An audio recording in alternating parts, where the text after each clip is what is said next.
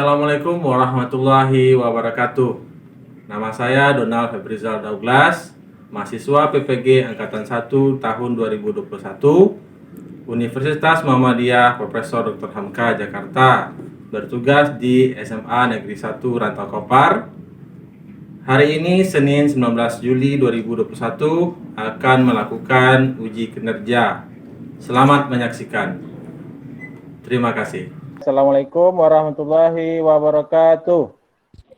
Waalaikumsalam warahmatullahi wabarakatuh.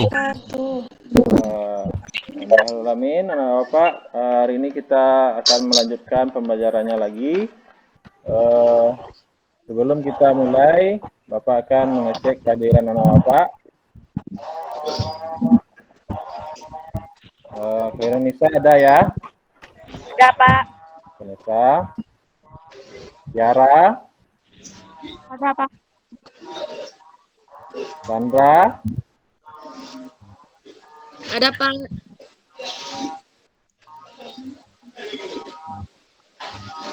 Ayu. Hadir, Pak. Oke. Jihan. Hadir, Pak. Oke. Baik. Terima kasih Nana Bapak yang sudah hadir. Kemudian kita lanjutkan, yaitu Bapak ingin menanyakan kondisi Nana Bapak semuanya. Apakah Nana Bapak baik-baik semuanya? Apa kabar hari ini? Baik, Pak. Alhamdulillah. Alhamdulillah ya. Alhamdulillah kita sudah hadir dan mudah-mudahan Nana Bapak ke dalam keadaan sehat. Juga ikuti protokol kesehatan.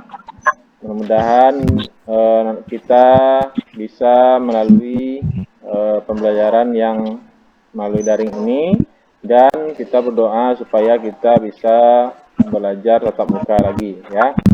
Amin. Nah, kemudian Bapak ingin menanyakan bagaimana jaringan anak Bapak. Bagus ya di rumah?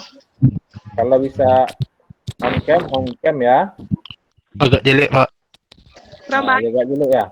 Oh, nggak apa-apa. Mau tersambung belum nih?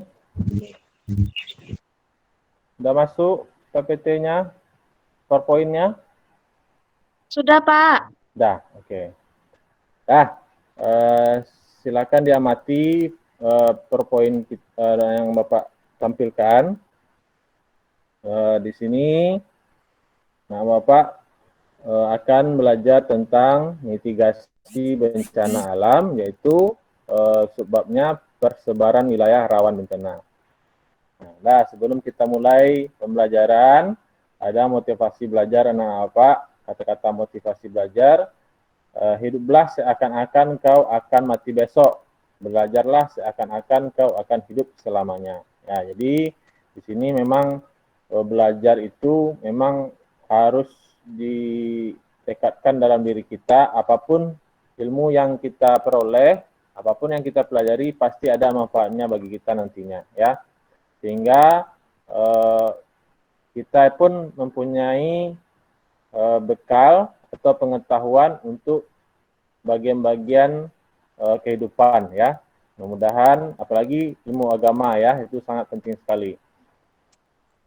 Oke, itu tentang motivasi, mudah-mudahan bisa diresapi. Selanjutnya, materi sebelumnya tentang apa? Tentang siklus bencana ya. Nah, ada Bencana. terus bencana, kemudian pasca bencana ya.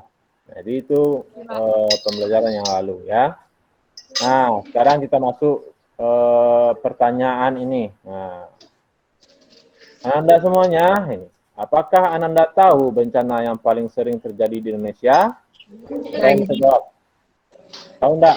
Tanah longsor, banjir. Gempa bumi. Banjir. Apa lagi?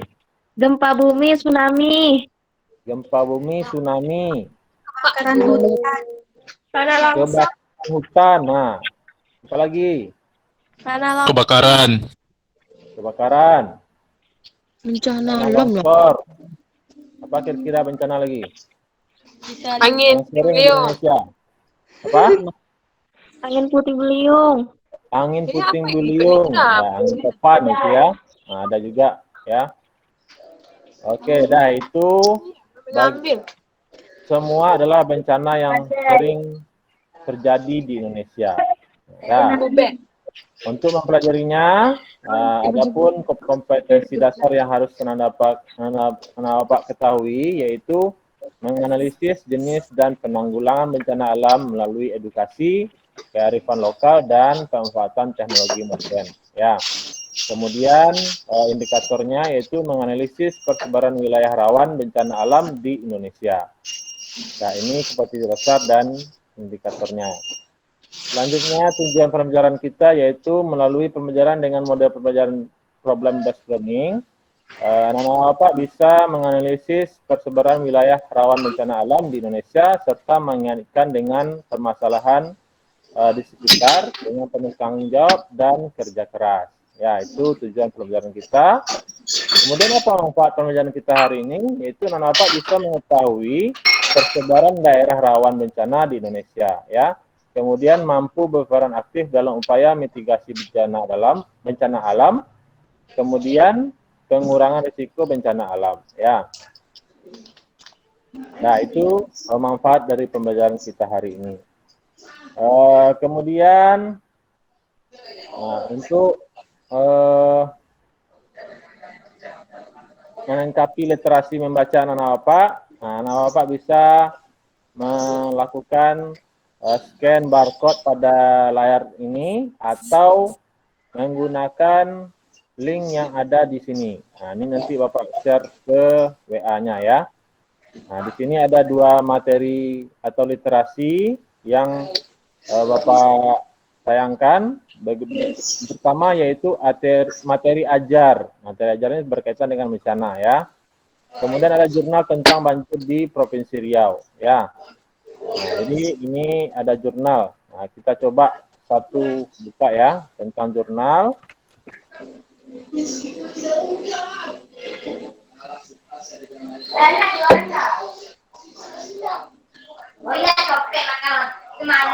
Di copy aja. Nah, jadi ini seperti membaca buku ya.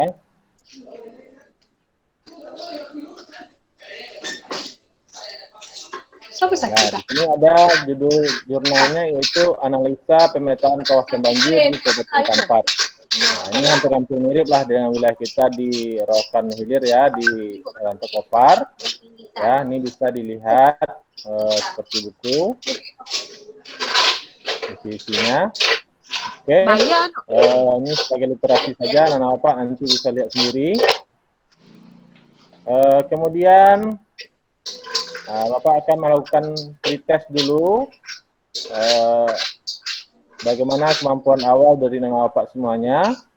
Linknya Bapak kasih di sini atau Bapak kirim ke WA grupnya ya. Ya. Oke, terima kasih.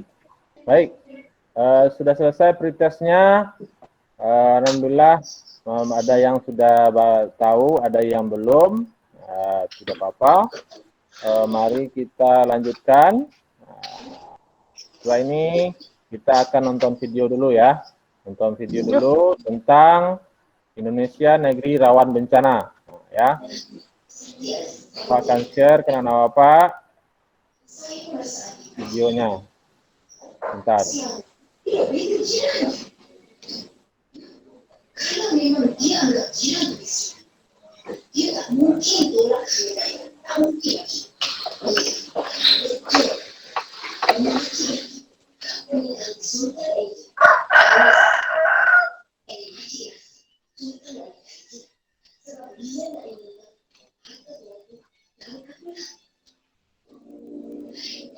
Ngantuklah kau. Ngantuk.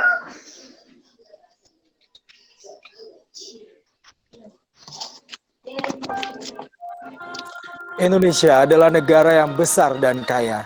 Namun, Indonesia juga menghadapi tantangan yang cukup berat. Negeri kita ini rawan bencana alam, di antaranya gempa dan tsunami. Geografis, Indonesia merupakan negara kepulauan yang terletak pada pertemuan 4 lempeng tektonik, yaitu lempeng benua Asia, benua Australia, lempeng Samudra Hindia, dan Samudra Pasifik. Pada bagian selatan dan timur Indonesia terdapat sabuk vulkanik atau volcanic arch yang memanjang dari Pulau Sumatera, Jawa, Nusa Tenggara, dan Sulawesi, yang sisinya berupa pegunungan vulkanik tua dan dataran rendah yang sebagian didominasi oleh rawa-rawa. Kondisi itulah yang menyebabkan Indonesia rawan bencana, seperti letusan gunung berapi, gempa bumi, tsunami, banjir, dan tanah longsor. Indonesia bahkan termasuk salah satu negara yang memiliki tingkat kegempaan yang tinggi di dunia. Ya, Indonesia adalah salah satu wilayah di dunia yang sangat rawan gempa dan tsunami karena hampir seluruh wilayah Indonesia itu dilalui jalur tumbukan lempeng dan patahan-patahan di bumi. Tsunami adalah gelombang laut yang terjadi karena adanya gangguan impulsif pada laut. Gangguan impulsif tersebut terjadi akibat adanya perubahan bentuk dasar laut secara tiba-tiba dalam arah vertikal atau dalam arah horizontal. Ya, jadi tsunami itu kan istilah apabila gelombang yang dibangkitkan oleh gempa gitu ya. Jadi sebetulnya walaupun gelombang yang dibangkitkan itu kecil hanya 20 cm itu kita sebut juga tsunami gitu ya. Nah, tapi kalau tsunami yang berbahaya biasanya sudah 1 meter ke atas. Dan biasanya itu dibangkitkan oleh gempa yang biasanya sih sudah lebih dari 7,5 gitu ya. Sebetulnya dampak bencana gempa bisa diperkecil. Indonesia seharusnya memiliki peta gempa dan resiko yang akurat. Tujuannya agar kita dapat memprediksi apa yang akan terjadi jika gempa di suatu daerah. Masyarakat juga harus diberi pendidikan yang baik tentang apa dan bagaimana yang harus dilakukan jika terjadi gempa. Kalau kita sudah punya peta yang jelas dari ada jalur gempa, patahan di permukaan bumi, khususnya yang di daratan ya, nah itu bisa dihindari sebetulnya. Jadi SOP-nya kalau ada jalur gempa besar itu tidak boleh ada infrastruktur yang dibangun begitu ya, apalagi seperti rumah sakit, sekolah dan sebagainya. Nah kalau misalnya ada rumah yang sudah atau gedung yang sudah kadung dibangun di jalur itu, ya itu harus diantisipasi juga dengan berbagai cara begitu ya. Gempa dan tsunami di Aceh pada 26 Desember 2004 adalah salah satu bencana terbesar yang pernah dialami negeri ini. Akibat gempa 9,3 skala Richter yang memicu tsunami, Aceh porak-poranda. Dampak tsunami juga dirasakan negara tetangga, Malaysia, Thailand, pantai timur India, Sri Lanka, hingga timur Afrika. Lebih dari 150.000 warga Aceh tewas dalam peristiwa itu. Julung Sintawati, CNN Indonesia. Nah, baik, Bapak. Sekarang pertanyaan dari hasil video tadi, amankah kita tinggal di Indonesia? Nah, menurut Bapak gimana? Dari hasil video tadi, aman enggak kita tinggal di Indonesia ini? Siapa yang bisa jawab? Silakan hidupkan mic-nya. Gimana, Nilam? Siapa lagi? Nilam coba. Amankah kita tinggal di Indonesia ini? Aman, Pak. Selagi kita Aman. menjaga tidak Nah. menebang hutan. Oke. Jadi kalau kita lihat banyak sekali bencana di Indonesia ya. Sebenarnya kalau menurut bencana ini tidak aman, tapi karena kita wilayahnya berada di jalur gempa, dekat gunung api. Tapi kalau di daerah Rantau Kopar ini terutama ya, itu bencananya cuma satu berarti ya, adanya banjir ya. Nah, banjir termasuk bencana ya kan? Nah, bencana karena bisa merendam rumah-rumah kita dan barang-barang kita kan. Nah, ini bisa mempengaruhi stabilitas keluarga kita, ekonominya. Nah, namun ada juga sisi bagusnya kan. Kalau banjir ada keuntungan juga, ikan jadi banyak gitu kan. Tapi banyak negatifnya daripada positifnya ya dari bencana ini. Nah, oke, lanjut, Bapak lanjutkan. Nah, dilihat lagi ke gambarnya. Oh, ini kayaknya belum kayak ngantuk ya. Nah, ginilah. Bapak kasih semangat dulu ya. Kalau Bapak bilang tepuk satu, kamu tepuk ya. Tepuk satu, tuh ya. Kayak gini. Oke. Tepuk dua. Nah, gitu ya. Ya. Oke, bisa ya. Iya, Pak. Tepuk satu. Nah, Tepuk dua. Nah, sekarang tepuk lima ya. Bisa nggak? Tepuk lima. Nah, caranya yang saya bagus gini caranya. Tepuk lima.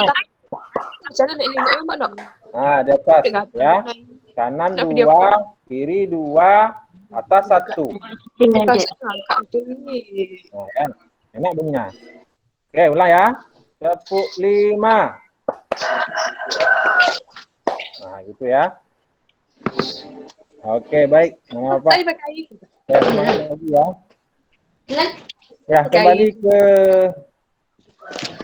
PowerPoint. Nah, di sini ada gambar atau artikel tentang bencana alam di Indonesia selama tahun 2001. Nah, diamati di sini bahwasanya ada gempa 5 kali, kemudian ada kebakaran hutan 1 kali, banjir 167 kali, tanah longsor 42 kali, puting beliung 42 kali, serta gelombang pasang dan abrasi 6 kali. Dan menderita dan mengalami pengungsi ada 1.500.000-an ya. Oke, baik. Kita masuk ke materinya, yaitu pengertian daerah rawan bencana. Sini pengertiannya yaitu suatu kawasan di permukaan bumi yang rawan bencana alam akibat proses alam maupun non alam. Nah, itu disebut dengan daerah rawan bencana. Oke, paham ya? Selanjutnya, yaitu sini ada gambar peta bencana alam atau rawan bencana alam di Indonesia. Jadi yang paling rawan itu yang merah ya. Yang merah itu ada di Jawa Barat, Pangandaran, di sini gambarnya dilihat. Kemudian ada di Aceh, nah, kemudian ada juga di Bali dan Nusa Tenggara. Serta ada di Sulawesi Utara. Nah, ini rawan-rawan bencana. Nah, dapat jelaskan lagi, ada sebaran daerah bencana di Indonesia itu ada letusan gunung api, tanah longsor, gempa bumi, banjir, tanah longsor, dan kekeringan, angin puting beliung. Oke, itu saja. Kemudian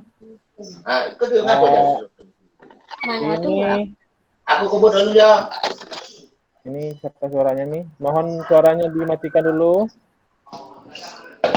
Nilam di mute dulu suaranya, Nilam.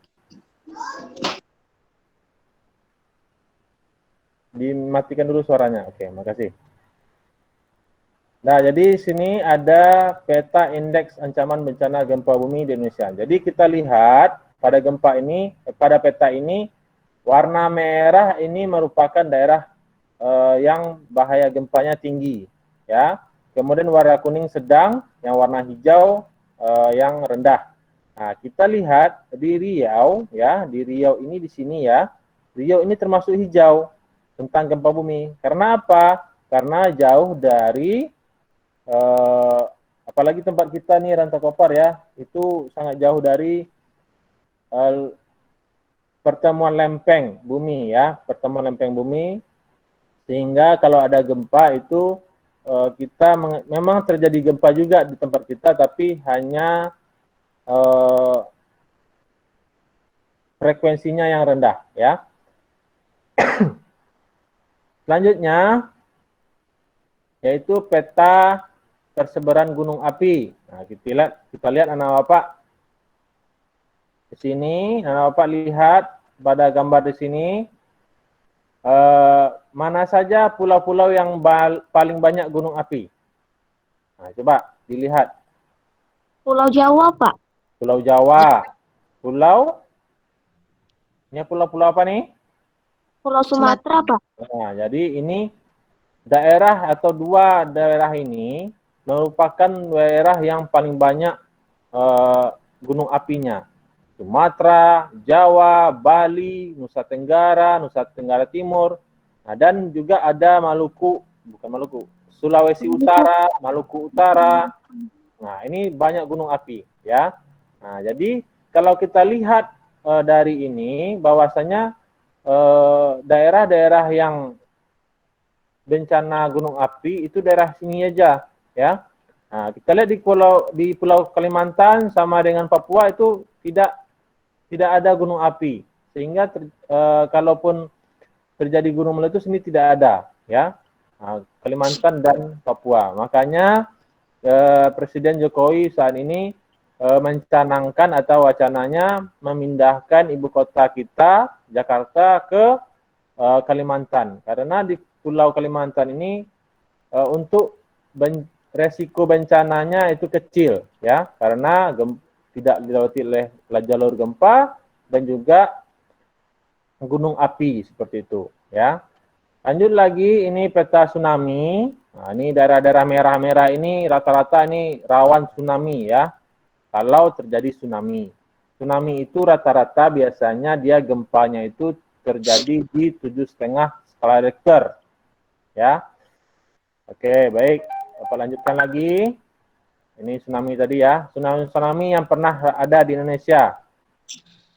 Mana kira-kira yang paling besar? Nah, Pak, ada yang tahu enggak tsunami mana yang paling besar di Indonesia? Krakatau, no, Pak. Tsunami di Krakatau. Ada lagi? Di Aceh. Di Aceh. Nah, ya, yang Nah, Pak, ini kelahiran tahun 2004 enggak? Ada yang tahun 2004 atau 2003? 2003, Pak. Nah, 2003. Nah, berarti yang 2003 itu waktu 2004, anak Bapak pada umur 1 tahun itu mengalami getaran di sini. Nah, ya, walaupun sedikit. Karena di Aceh sana itu sangat besar sekali getarannya, sekitar sampai 9 skala Richter. Nah, ini sangat berbahaya sekali, dan frekuensi gempanya itu sampai ke daerah Sumatera, sampai ke Malaysia juga. Nah, dan tsunami-nya ini sampai ke Afrika malah. Nah, ya, gelombang tsunami-nya sampai ke Afrika dan Thailand. Tsunami itu seperti kalau kita melempar batu ke kolam, nah itu kan ada riak-riaknya ke tepiannya kan. Nah, seperti itu juga lah kalau tsunami itu, dia akan bergelombang ke tepi daerah yang jauh gitu, ya. Lama-lama dia akan frekuensinya rendah. Selanjutnya yaitu, nah ini bahaya banjir dan longsor di Indonesia. Daerah-daerah yang merah dan oranye ini rawan banjir di Indonesia, ya. Lanjut lagi, juga daerah-daerah kita di Provinsi Riau ini rawan kebakaran. Nah, yang merah-merah ini atau yang kuning itu rawan sekali terhadap kebakaran hutan, ya. Jika sudah musim panas atau musim kemarau, itu ada oknum-oknum tertentu yang ingin membakar hutan untuk dijadikan lahan perkebunan, memperluas wilayah perkebunannya yang tidak bertanggung jawab, ya. Sudah membakar, kita yang terkena asapnya kan. Nah, ya.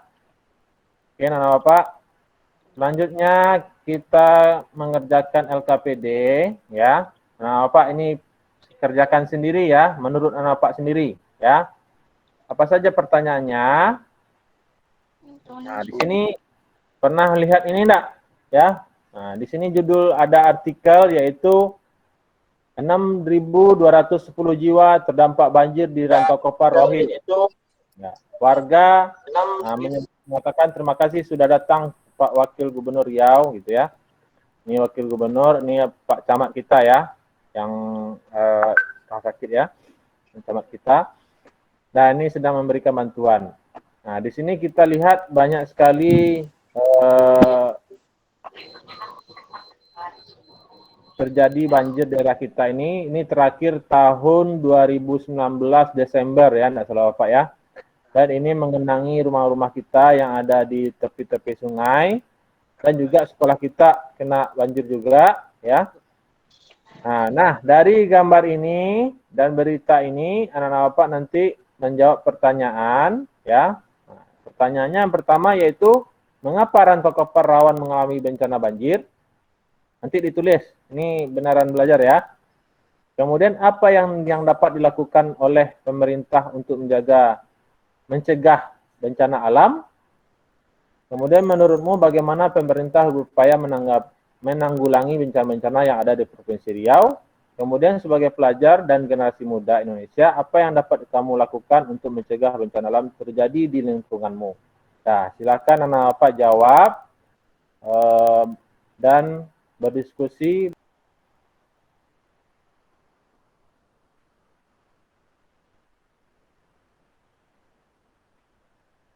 Oke, Sandra bisa jawab?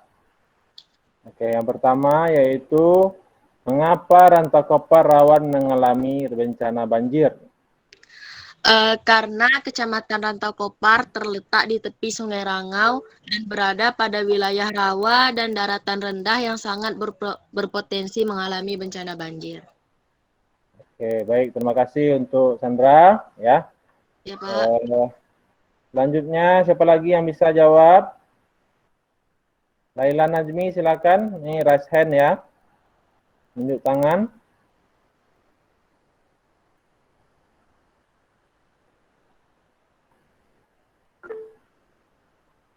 Ayu mau jawab? Iya, Pak. Oke, pertanyaan kedua. Apa yang dapat dilakukan oleh pemerintah untuk mencegah bencana alam? Yang pertama, pemerintah dalam hal ini, Badan Penanggulangan Bencana Daerah atau BPBD, agar tetap konsisten menjaga prinsip Badan Penanggulangan Bencana. Yang kedua, pemerintah daerah sebaiknya membangun tanggul sekunder, yaitu tanggul yang dibangun di atas bantara sungai atau yang dibangun di belakang tanggul primer, tanggul yang sudah ada, yang berfungsi sebagai pengaman atau pertahanan kedua apabila tanggul primer jebol atau rusak akibat debit banjir. Yang ketiga, pemerintah daerah segera mencari solusi bagaimana masyarakat tidak lagi melakukan penebangan pohon dan penebangan liar yang berdampak bagi masyarakat. Oke, terima kasih kepada Ayu yang sudah memberikan jawabannya.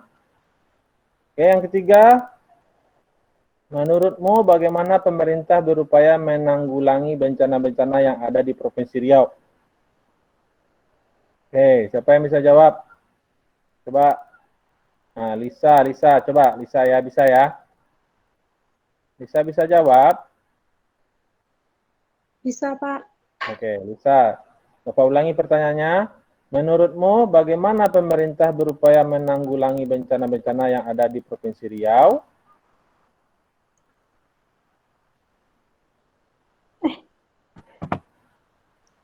Satu, tidak membuang sampah sembarangan. Oh, oke, baik. Terus? Ikut mengingatkan keluarga agar tidak menebang pohon sembarangan. Ya. Ikut andil dalam konservasi hutan. Ya. Memberikan pengetahuan tentang mitigasi bencana kepada masyarakat sekitar. Oke. Nah, itu pertanyaan keempat ya. Nah, jadi yang 1, 2, dan 3 itu sudah dijawab oleh Ayu tadi ya. Oke, terima kasih Lisa yang sudah menjawab pertanyaan nomor 4.